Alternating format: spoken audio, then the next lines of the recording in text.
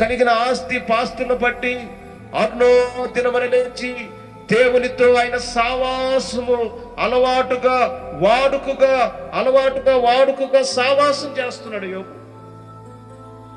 ప్రతి నిత్యము ఉదయకాలం లేచిన వెంటనే యోబు పని ఏంటంటే నీతిమంతుడైన యోబు దేవునితో సావాసం చేస్తా ఉన్నాడు. దేవునితో పిల్లల మీద చేయి పెట్టి ప్రార్థన చేస్తా ఉన్నాడు.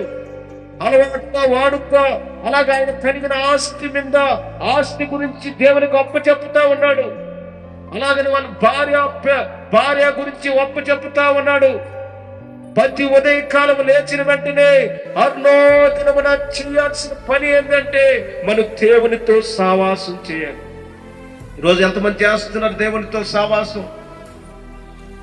దేవుడే చెప్పాడు, నీతిమంతుడు యోబు. ఆ యోబు అనేక మంది ప్రజలకి అంటే కూడా ఆ దేశంలోనే నీతిమంతుడుగా ఎంచుకోబడ్డాడు, నీతిమంతుడుగా ఆయన పిలువబడ్డాడు. దేవుడే స్వయంగా చెప్పాడు. ఈ దినమున క్రీస్తునందు ప్రేమైన ప్రియులారా, ఈరోజు నువ్వు ఎవరితో సావాసం చేస్తున్నావు? దేవునితో సావాసం చేస్తున్నావా?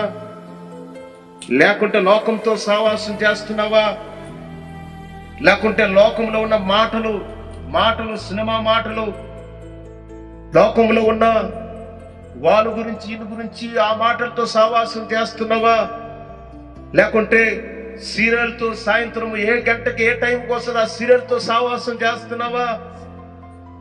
లేకుంటే ఉదయం ఒక సినిమా, మధ్యాహ్నం ఒక సినిమా, రాత్రి ఒక సినిమాతో సావాసం చేస్తున్నావా? ప్రతి ఉదయకాలం లేచిన వెంటనే సెల్ ఫోన్తో సావాసం చేస్తున్నావా? ప్రతి ఉదయకాలం లేచిన వెంటనే నీ ఇంట్లో ఉన్నవారిని ఎలా తిట్టాలి, ఎలా వీళ్ళని బాధ పెట్టాలి, ఎలా ఇబ్బంది పెట్టాలో నువ్వు ఎంత డబ్బులతో సావాసం చేస్తున్నావా?